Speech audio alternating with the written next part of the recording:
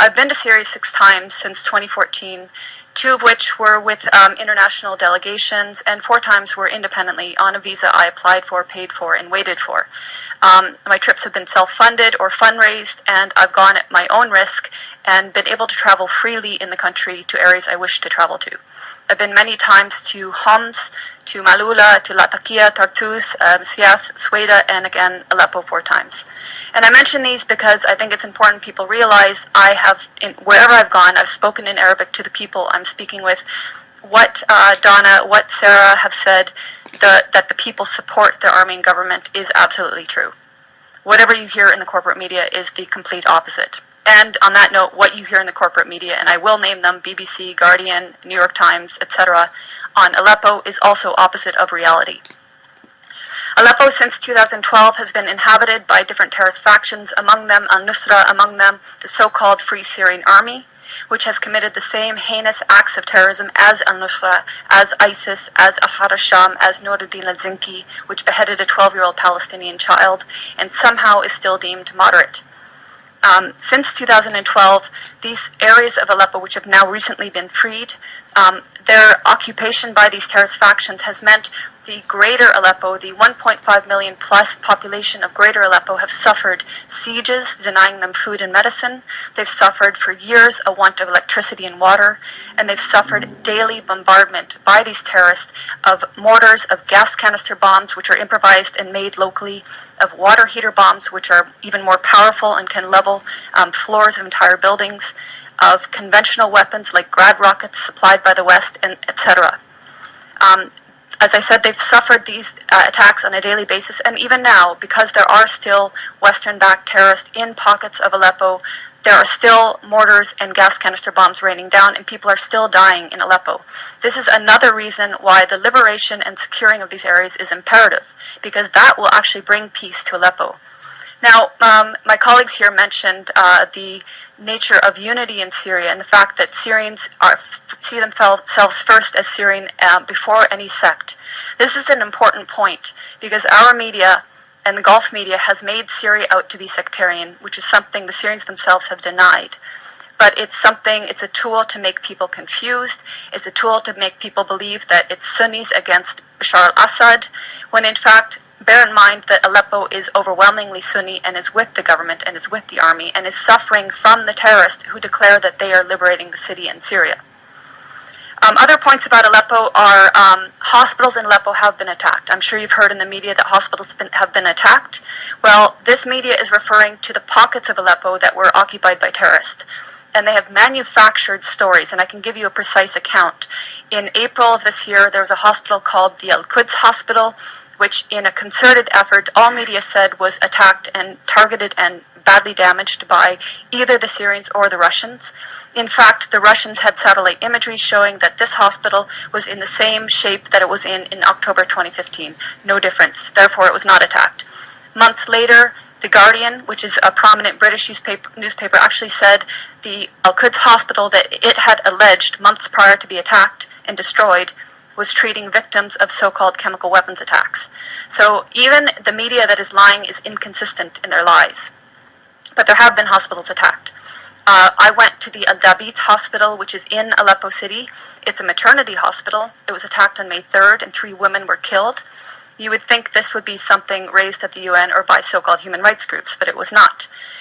In December 2013, the Kindi Hospital was attacked and destroyed. It was the largest and best cancer treatment hospital in the Middle East. It was destroyed by al-Nusra terrorist truck bombings. And in fact, in recent media reports on Aleppo, again alleging Syrian or Russian strikes on hospitals, Fox News actually had the audacity to use a photo of Al-Kindi Hospital and allege that this is in eastern areas of Aleppo and that this hospital had been attacked by Syrian or Russian strikes. This goes to show how much the media has been lying from the very beginning about Syria and continues to lie. When I went to Aleppo, I spoke with the Aleppo Medical Association. They comprise 4,160 active and registered doctors. More lies in the media have said the last doctor in Aleppo, the last pediatrician in Aleppo. Of these over 4,000 doctors, 800 of them are specialists. So you can see that when the media talks about Aleppo, it's talking about areas that were occupied by terrorists. and it's completely negating the suffering and the will of the Syrian people in Greater Aleppo. Thank you very much. I'm Christopher Ronneberg with the Norwegian newspaper Aftenposten. A question for, or two questions for Ms. Bartlett here. As a journalist, I'm sure you can appreciate getting other impressions than empirical impressions from the ground. When you talk about the Syrian people and what the Syrian people want, how can you quantify that? Do you have any independent surveys where you can actually document that? And secondly, you talk about the corporate media, the Western media, the lies, and all of this. Could you explain what you think might be the agenda from us in the Western media, and why we should lie, why the international organizations on the ground should lie, why we shouldn't believe all these absolutely documentable facts that we see from the ground, these hospitals being bombed, these civilians who are talking about the atrocities that they have been experiencing. How can you justify calling all of us liars? Sure.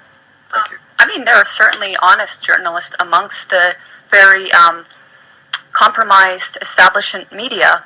Let's start with your second question. So, international organizations on the ground. Tell me which ones are on the ground in Eastern Aleppo. Yeah, okay, I'll tell you, there are none. There are none. These organizations are relying on the Syrian Observatory for Human Rights, which is based in Coventry, UK, and which is one man. They're relying on compromised groups like the White Helmets, which, let's talk about the White Helmets. The White Helmets were founded in 2013 by a British ex-military officer. They have been funded to the tune of $100 million by the US, UK, and Europe, and other states. They purport to be rescuing civilians in Eastern Aleppo and Idlib, yet no one in Eastern Aleppo has heard of them. And I say no one, bearing in mind that now 95% of these areas of Eastern Aleppo are liberated. The White Helmets purport to be neutral, yet they can be found carrying guns and standing on the dead bodies of Syrian soldiers. And their video footage actually contains children that have been recycled in different reports. So you can find a girl named Aya who turns up in a report in month, say, August, and she turns up in the next month in 2 different locations. So they are not credible. The SOHR is not credible.